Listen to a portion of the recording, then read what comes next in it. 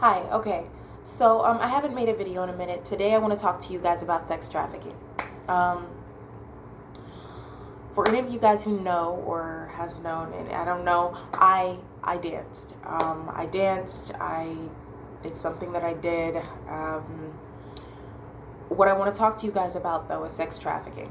Um, I met somebody at a festival who prompted me to want to move to another state to pretty much see if I could find this person. I really wanted to find them. I wanted to see if there was something that I could do to meet this person. I had never danced before I met this person. Before I met this person, I was living with my grandma, trying to take care of her, trying to go to school, going to work.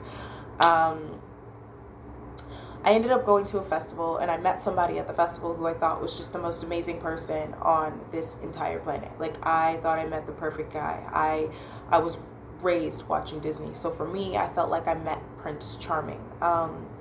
What I want to talk to you guys about today is how insecurity is the perfect doorway to a human being who could potentially become a sex trafficking victim or a sex trafficked victim. Pretty much, there are certain tall tale signs that you can see in a person that lets you know that this person is an easy target. First and foremost, I want to say a black woman at a party is an easy target for for a sexual predator, because America already belittles the black woman. So we're kind of raised with a certain insecurity just about being black, because blackness nationwide is not even nationwide, worldwide, is seen as something that is unacceptable. Not unacceptable, but it's like white skin is preferred. We're just now getting to a point in history where people are starting to push more like, okay, love who you are, love your skin color. But that's a huge insecurity for a lot of black women, especially darker women. I'm light skinned, so I know darker women deal with this more. Another thing I would like to say is the second thing that would make someone look kind of like a victim, someone who's got insecurity, someone who's an easy target for a sex trafficker, is someone who cares. If someone can see the care in your face, like for me, I don't have a lot of attitude in my face. You can see in my face that I'm sweet. You can just see it. It's there. You can see the honesty in me. It's in the way that my eyebrows go down. You can see the sadness, the times that I've been let down. You can see that I frown. You can see that I care. You can see it in my face. Obviously, I have a negative side, but there are certain things you can see. I'm an easy target.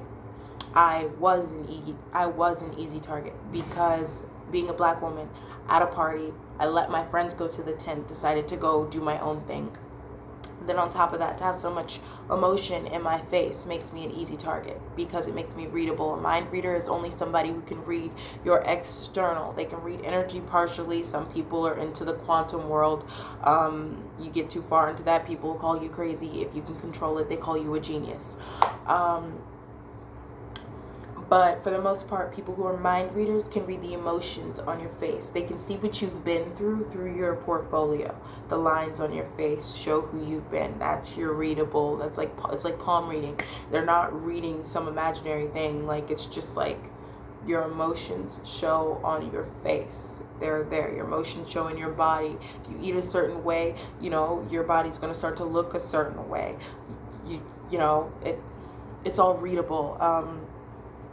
I met this guy, I thought he was perfect. He told me everything I ever wanted to hear from my dad. My dad left me when I was a kid, and I watched my mom chase men almost my whole childhood up into my adulthood now. And I didn't know that I took that trait into my adulthood. He told me everything I wanted to hear. He told me that I was smart. He told me that I was beautiful. Do you know you're beautiful? He was like, I've seen you before, and that I've seen you before is to make it seem like it's meant to be. That's to make it seem like it was meant to be for you guys to meet each other. That you're smart, you're beautiful is reinforcing your insecurities. And then to top that off, when we slept together that night, I've always had an issue with my body odor, especially like 4 days camping. That's just something that was a thing for me.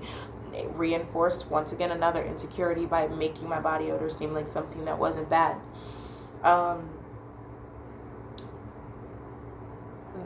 This whole story takes a complete 180. After giving me the perfect night. And after giving you the perfect night, you'll see this in scenarios. I've never had a pimp before, but I have a pimp in my family. My dad, I think he was a pimp at a certain point in time. And being a black person, pimp culture is something I understand. Black person from the hood, I've seen it. I've seen the movies. I've talked to these people. And pretty much, first things first, they have to break you in.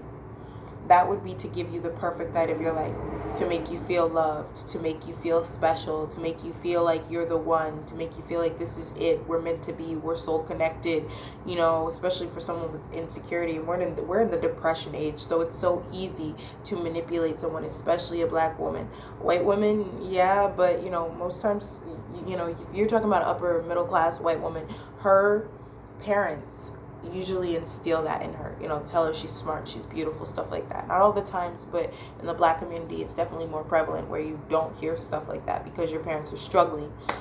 This story takes a 180 because what they do is, after giving you that perfect night, because you feel like they understand you so much, because you feel like they know you so much, they can 180 that, and they can tell you things like you stink. They can call you a bitch. They can say you're just a whore. They can say, you're fucking stupid. You're stupid.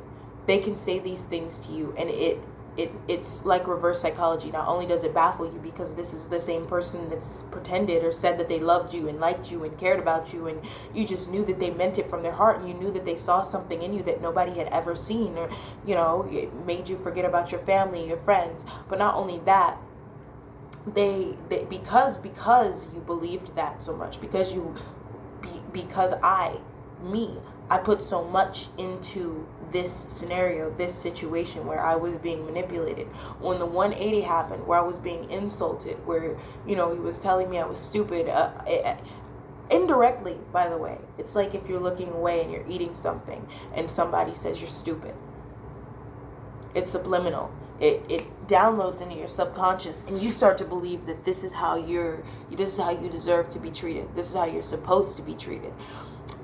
Because this person is the same person that treated you so great. Me not having a dad also contributed to that, because not having a loving one, not one that was there for me emotionally, said I was smart and that they loved me and hugged me, you know. I didn't get all those emotions as a child, so to get that from a stranger was the most amazing thing on this whole planet to me, and for him to be perfect was so amazing to me. It's all psychology. It's all messing with your mind. Long story short, for this person to be the same person who noticed so much and made you feel special, for them to have that kind of a mental hold on you, because, you know, you feel, at me personally, I felt like he knew best. I'm like, he knows what's best, because, you know, he can see this much in me. I wonder how much other stuff he can see. So I end up asking him all these questions like he knew the answer to life, you know, like he's a quantum physicist or some shit. Flip that around, you know, over time, I'm chasing long distance. I'm just chasing this random person, just chasing it, you know, going down this rabbit hole of just nonsense, and coming to find out that these are pimp techniques. Started reading, went on Audible, and, you know, looked up master manipulation books, and just found out this is what happened to me. I was manipulated. I was manipulated through my insecurities, through the things that I deemed as negative about me. He pointed those same things out, made them positive, things that would be deemed as negative to society. He made them positive, created the perfect night, and then 180'd it by later in the future starting to call me names. I felt it. I felt it. I heard the things he was calling me. He was calling me a hoe. He was calling me a bitch, stupid, dumb, anything. And you know, you'll ask what? You'll say, what did you say? And I didn't say anything, you know. And then you'll hear them say it again. And then, you know, they'll keep saying it until it's something you believe, until it's something that's actually embedded in your mind, and you actually believe the things that this psychotic kind of a person has to say to you. Please understand you're better than this. Please know that you're worth so much. You're lovely. You're beautiful, and there are people out here who literally live to manipulate, you for their gain, because they don't feel like they have more than that. They feel small and they feel insignificant. And another thing you'll notice is when you try to leave these people, they will they'll start being sweet again. They'll say they love you, they care about you, all of these things. But then when you're with them again, they will start to harass you and bash you. This isn't just, I've never had a pimp. I've never had one, not once in my life. They were trying to prime me for that. I've had a fiance that did something like this. And I think it would be called gaslighting. I had a fiance who did that, because I was happy a lot of the times and he wasn't. And I do try to keep a happy-go-lucky energy, attitude, mind frame about me, because personally that's what keeps me going. I don't like to complain. I like to keep going. I like to notice the positive things. I've had boyfriends who did the same thing, and personally, you would think that you resonate to that kind of a person because you're evil, but it's not because you're evil. It's because you're insecure. And because you're insecure, that makes you a victim. And if you're insecure, not only can they victimize you, but they can use you and make you do anything that they want you to do. That's all I have to say. That's what a sex trafficker will do. That's what a pimp will do. That's what a narcissist will do. You'll hear it in a lot of the music now. Where they call the girls bitches and hoes. They call them all of these mean things. And a lot of these primers, these mean people, they'll be so nice, but then when you're in the car with them or something, they'll play this really degrading music that they know infuriates you and upsets you. But then when you tell them, like, why are you playing this? Can you change the station? They'll say no, because they like this music. Because it's not because they like the music. It's because they're trying to program you. They're calling you these things behind your back, trying to make you seem crazy. They're listening to this music, trying to subliminally program your mind into thinking you're nothing more than a bitch and a hoe, and you're a man sex toy, and they're allowed to use you, only for the world to suck you up, and for you to be one of these homeless people out here on the streets with a basket in your 40s begging for change. You're better than that. I'm better than that. And I would like to say that this was 2 years ago, and I'm not dealing with nothing like that anymore. I was in love with someone I only met once, and I want to say thank the whole entire universe. I want to say thank God. Twice. I met him twice, but I want to say that I feel lucky that I got out of that. I feel lucky for the amount of intelligence that I've been able to receive. I want to say that I'm happy that I'm working a regular job at this point, and I'm about to get an absolutely beautiful apartment. So, yeah, that's all I really want to say. Stay safe. These men out here are crazy, and they're not all of them, some of them, and they're not all safe. So, yeah. Bye.